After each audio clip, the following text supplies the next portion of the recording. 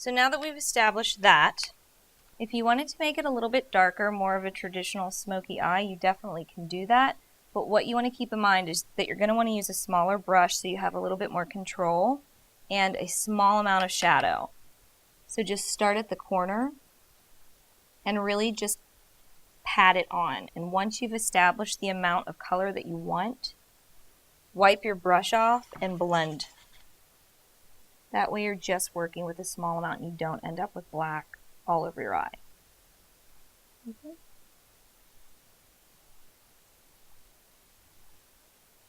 All right. All right.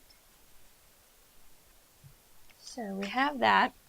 If you are someone who doesn't have a very strong brow, you would go back in. Nikki does already, but you would go back in with either a powder or a pencil, fill in your brow. You're going to start from the arch and just work your way down, creating any shape that you want. But just keep in mind that point is your reference point when you're doing your shadow.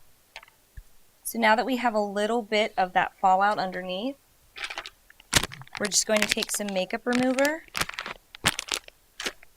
and clean it up. Look up for me.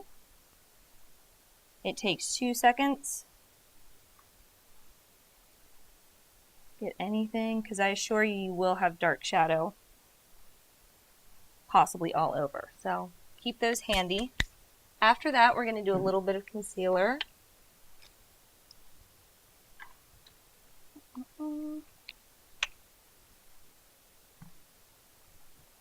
Just on the inner corner, wherever you need it, really. Nikki doesn't really need it, so. So after you do your concealer, you're going to go back over with your foundation, whatever it is that you're going to be using. This is just a basic tinted moisturizer. It's really sheer. It's going to balance out the skin, leave a nice shine to it, which photographs really well in pictures. And you're going to start in the middle and kind of feather it out. Look up.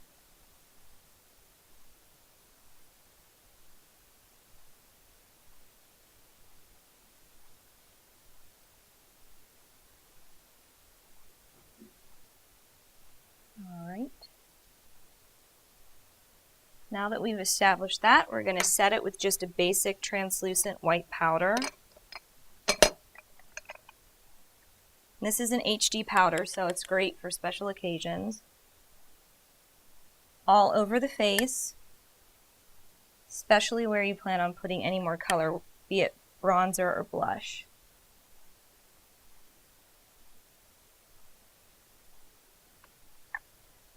Go back in, we're going to contour a little bit with bronzer. It just gives a little bit of a softer look. Medium-sized brush. Start by your ear, kind of work your way back and up. You don't ever want to go down, it's going to drag the face down, so always make sure you're working in an upward motion. Depending on what you're wearing, you can follow the contour all the way down your neck. You can do your décolleté, whatever you choose.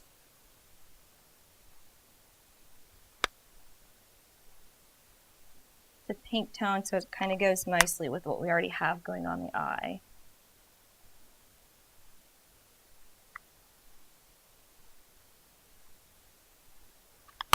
Then we're going to go back in with the lip line. It's a plum color. Once we've established the line, we'll go back in and blend it out so we don't have that hard lip line look.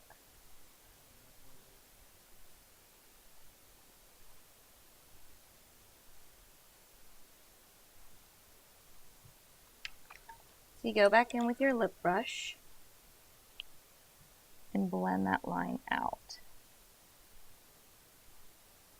So we want a small tint to the lip. We don't want anything too strong for this look anyway. But if you wanted something really, really pouty, really strong, go ahead and fill your lip in with the liner all the way. Set it with a translucent powder, then do your lipstick on top of it and set that with a translucent powder, and it should last for quite a few hours. You can also do long wearing lipsticks that'll last for up to 8, or you can get lip sealers to just paint over it when you're done. So you definitely have a lot of options for that. Then we're going to go in with a plum lipstick.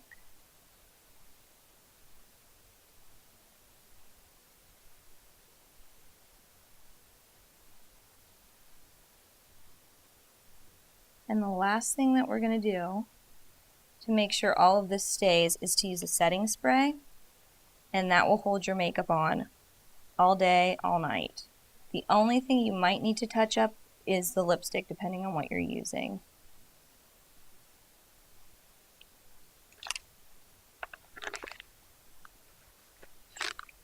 Okay, close your eyes for me. All right.